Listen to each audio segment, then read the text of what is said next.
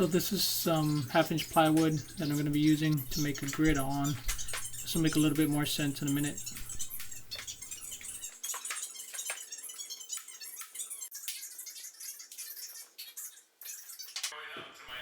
So now, using the grid on the paper, I'm going to try to copy the drawing from the paper onto the piece of plywood, using the grid as a reference line.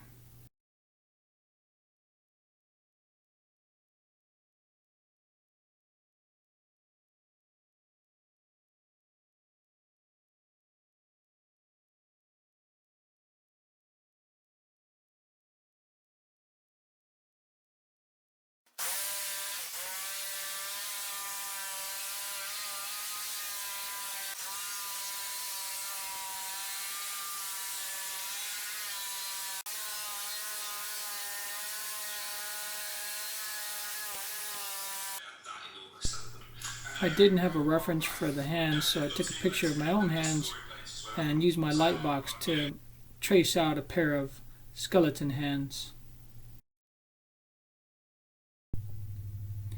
I'm not an artist, so I had to kind of make do with what I have there. I did my best to try to make them look like skeleton hands. I'm not even sure if this is what skeleton's hands actually look like, but I gave it my best shot. And then I drew the grid here to match the plywood, so I made it 4 squares by 8 squares, which I'll then do the same thing on the plywood, except in 1 foot increments instead of 1 inch increments. When I draw the skeleton hands onto the plywood, it's not an exact copy, it's kind of close, but some of it's off. But considering it's a skeleton, it's supposed to be scary. I guess it doesn't matter if it's, fingers are too wide apart or one finger is longer than it's supposed to be. So in the end, just kind of go with what kind of looks right. I'm not thinking it'll be good enough. This part where I paint all the black in, I left the whole piece of footage in. I didn't cut it down. I just thought it looked cool, so I left it in. Figured maybe others will enjoy it too.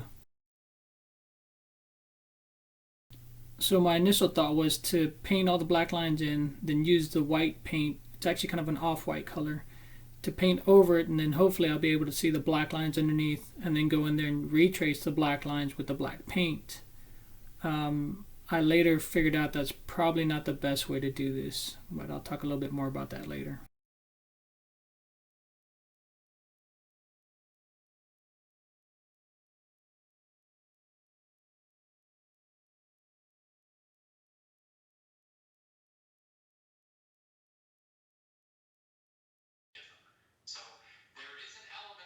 Here's where I'm trying to figure out the best way to make this work so I don't cover up all the black lines. Eventually it kind of came to me what I should have done. What I should have done was just paint the plywood first, the off-white color, then draw the pictures on there, then use the black paint to fill in the lines.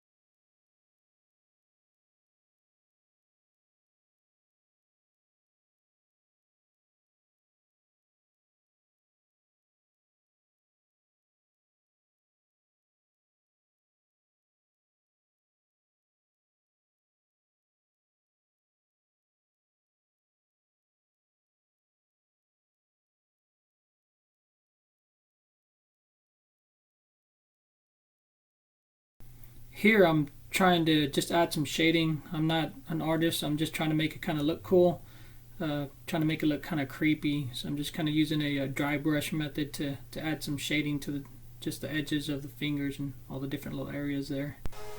This is going to be going on my fence, and I used a couple of 2x4s, they're 8 foot long, and attached those to the 4x4 post of the fence, so I'll be able to attach the actual skull onto those two 2x4s.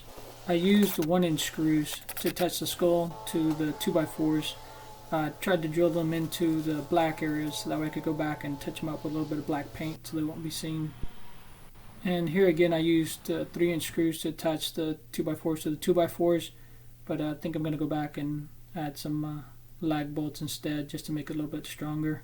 And also I'm going to paint all the back of the skull as well to protect it a little bit since it's going to be out in the weather.